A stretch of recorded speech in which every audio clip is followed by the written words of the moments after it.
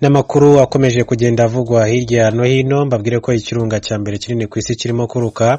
Ikirunga cya Mauna Loa cyo muri Hawaii ari nacyo kinini mu bugari ku isi mu bitarazima cyatangiye kuruka nyuma y'imyaka hafi 40 gituje nkuko amakuru atugera bigaragaza. Kugeza ubu rero amazuku ava mu nda yacyo ntabwo arasakara mu mpande kuko akitekeye mu mutwe wacyo, ariko abaturage basabwe kuba maso. Ikigo gishinzwe ubumenyi bw'isi muri Leta Zunze Ubumwe za Amerika cyitwa USGS kikaba cyatangaje ko ibintu bishobora guhinduka umunota uwo ari wo wose. Ntabwo haratangwa itegeko ryo kwimura abantu bagituriye, ndetse ngo gishobora no kudateza ibyago byinshi cyane kuri inshuro. Gusa Mauna Loa ikaba iherereye muri parike y'igihugu y'ibirunga ya Hawaii ifata igice kinini cyane cya Big Island. Iki kirunga rero kikaba gifite uburebure bwa metero 4,169 hejuru y'inyanja, kikagira ubugari bwa kilometero kare 5,179. Cyatangiye kuruka nyuma y'ibimenyetso kimaze iminsi gitanga birimo imitingito n'imyotsi yazamukagamo. Mauna Loa rero ikaba imaze kuruka inshuro zigera kuri 33 guhera mu mwaka wa 1843. Iruka riheruka ryabaye mu mwaka wa 1984 ryohereza amazuku muri kilometero 8. Ni mu gihe abaturiye iki kirunga bamaze kwiyongera cyane kuko bikubye kabiri guhera mu mwaka wa 1980 bakagera ku bantu bagera ku 200,000 uko amakuru dukesha ibigo by'ubushakashatsi muri Leta Zunze Ubumwe za Amerika akomeza kugenda abigaragaza. Hanyuma nakubwira ko ikirunga cya hano hafi mu karere giheruka kuruka ni ikirunga cya Nyiragongo, nacyo kiri muri Repubulika ya Demokarasi ya Kongo. Giherutse kuruka mu buryo bukomeye cyane ndetse cyangiza n'ibitari bike. Abaturage bo muri Kongo bahungira mu Rwanda, abandi bajya mu bice rero byitaruye iki kirunga cya Nyiragongo. Tukiri muri Repubulika ya Demokarasi ya Kongo nkuko twari tuhanyuze, babwire ko Igoma hateraniye inama y'impuguke mu bya gisirikare zo mu bihugu bigize umuryango wa Afurika y'Iburasirazuba EAC. Guhera kuri wa mbere tariki 28 Ugushyingo 2022 Igoma muri Repubulika ya Demokarasi ya Kongo hateraniye inama y'impuguke mu bya gisirikare zo mu muryango w'ibihugu bya Afurika y'Iburasirazuba. EAC ikaba igamije rero gushyiraho ingamba zo guhuza ibikorwa by'ingabo z'akarere bigamije kurwanya imitwe yitwaje intwaro muri rusange na M23 by'umwihariko. Mu ijambo rye ritangiza inama, Guverineri wa Kivu y'Amajyaruguru Lieutenant General Ndima Constant yashimye ubwitange bw'ibihugu bigize umuryango wa EAC bugamije gushakira umutekano burasirazuba bwa RDC.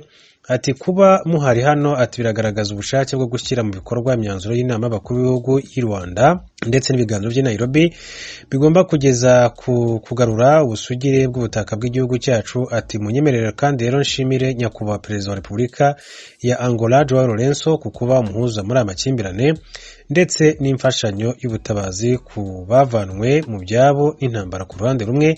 Ati no ku rundi ruhande Dr William Ruto Perezida wa Kenya kubera ibiro bye ngo byiza mu rwego rw'ingabo z'akarere ku muryango w'ibihugu bya Afurika y'Iburasirazuba EAC. Ubuyobozi bw'intara bukabushimangira ko muri inama hagomba kuganirwa ku ngingo zitandukanye zirimo kugena ibice bizakorerwamo ingabo z'akarere, kugenzura ikirere, guhuza ibikorwa, gutera inkunga ibikoresho, guhana amakuru ndetse n'ibindi.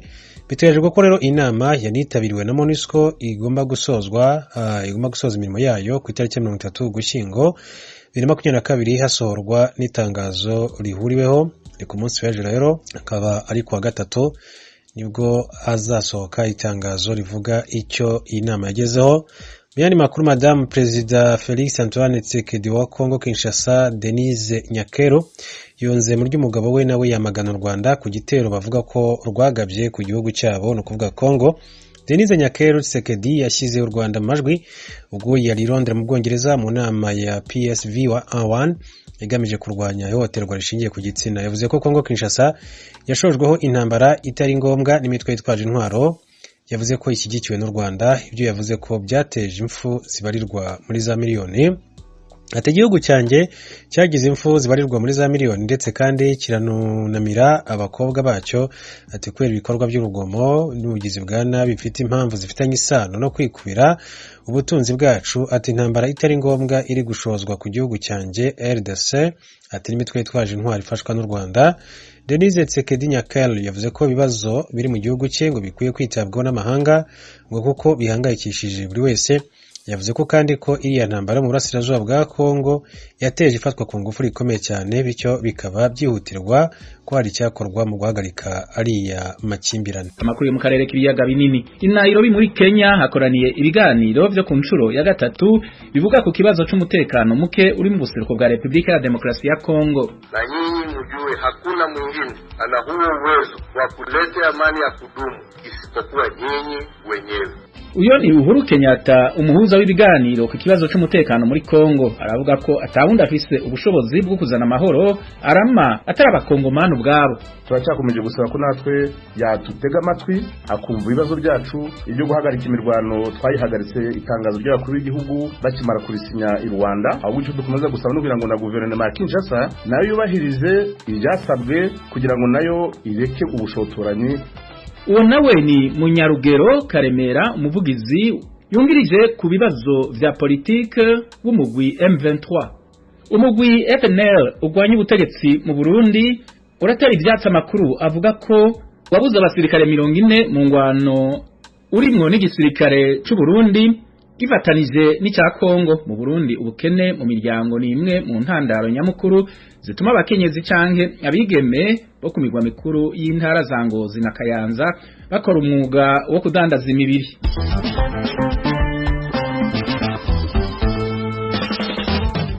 Amakuru yo mu karere k'ibiyaga binini. I Nairobi muri Kenya hakoraniye ibiganiro byo ku nshuro ya gatatu bivuga ku kibazo cy'umutekano muke uri mu buseruko bwa Republika ya Demokrasia ya Kongo. Ivyo biganiro bizomara imisi 6. Eroje Wikaneza dufitiye inkuru y'imva. Abantu amajana 2 niyo bitezwe kuba muri ino biganiro bizomara imisi 6 nkuko byatangajwe n'umukuru w'igihugu ca Kongo Felix Tshisekedi. Ku murwa mukuru wa Kenya Nairobi, ibiganiro byo ku nshuro ya gatatu byatanguye hari President Evariste Ndayishimiye w'u Burundi, wa Kenya William Ruto, umuhuza mu matati ya Kongo Uhuru Kenyatta n'abandi abanyacubahiro b'umuryango wa Afrika y'ubuseruko barimo umunyamabanga mukuru wawo. Kongo yaserukiwe n'umushikanganje w'imigenderanire n'andi makungu Christophe Rutundura. Hari n'intumwa za ONU n'umwe bwa Afrika n'andi mashyirahamwe mpuzamakungu. Abandi bakuru b'ibihugu harimo wa Kongo, Rwanda na Uganda babikurikiraniye ku buhinga ngurukana bumenyi. Abafashe amajambo bose basavye impande zishamiranye kumvikana imihari y'inyeshamba bayihamagarira gushira hasi irwanisho.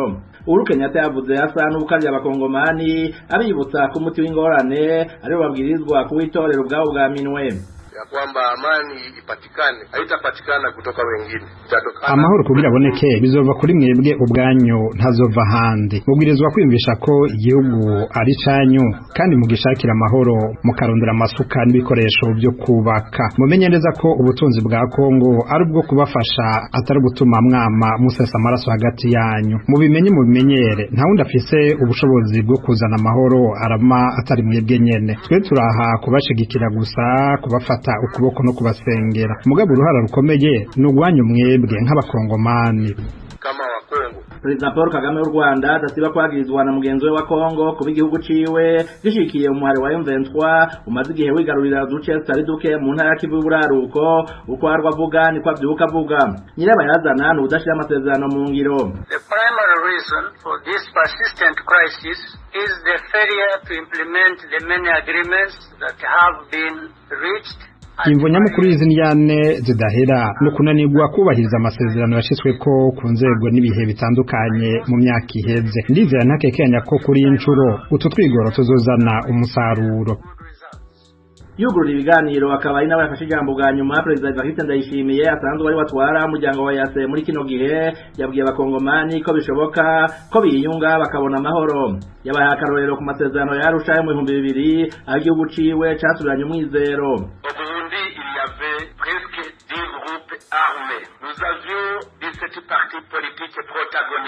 Mu Burundi hari imigwi igwana igera kuri 10. Twari dufise imigambwe 17 itumvikana, ariko akarere kamaze guhaguruka abarundi baricaye hamwe baca basubira kuronka amahoro. Rabo uyu munsi abasirikare b'u Burundi baja gufasha ibindi bihugu kugarukana amahoro. Nimwihebure, nimwemera kugandira atabujyajya muzoronka amahoro. Felix Tshisekedi wa Kongo nawe yavuze ko akaryo kadasanzwe kuba habaye ibiganiro. Yasavye abavyitabiriye kutayifisha ubusa. Ici et maintenant nous devons agir avec rapidité rapidité et synergie pour sortir les provinces de l'Ituri. vuba bwango tubwirizwa gukorera hamwe twihuse kugira dukize intara za Ituri, Maniema, Kivu y'uburaruko n'ubumanuko na Tanganyika. Ico ngereranya no kwibira mu mazi. Dutegerezwa kunumya urwamo rw'ibigwanisho kugira duhe amahirwe icifuzo cacu rusangi co kubaka igihugu cacu. Umuhari M23 ntiwitavye kandi ntiwatumiwe muri bino biganiro nk'uko umuvugizi wawo Munyarugero Karemera Canisius yavyemereye ijwi rya Amerika. Ubundi mu itangazo duherutse gushira ahagaragara twasabaga umuhuza ko natwe yadutumira katwakira kugira ngo tumubwire ibyumviro byacu n'ibitekerezo byacu kubijyanye n'izi ntambara zibera mu burasirazuba bw'igihugu cyacu. Hanyuma rero ababashije gutumirwa bakabagiyemo ndagira ngo imyanzuro izanavamo izabireba abatumiwe n'abagiye muri ibyo biganiro, naho twebwe ubwo tuzategereza ubutumire bwacu. Kubyerekeye icyo twasaba umuhuza nta kirenze icyo ngicyo, n'ubundi ni ukumusaba ko turacyakomeje gusaba ko natwe yadutega amatwi akumva ibibazo byacu n'impamvu zacu zigasobanuka. Ibyo guhagarika imirwano twayihagaritse itangazo ry'abakuru b'igihugu bakimara kurisinya i Rwanda, twahise turishyira mu bikorwa.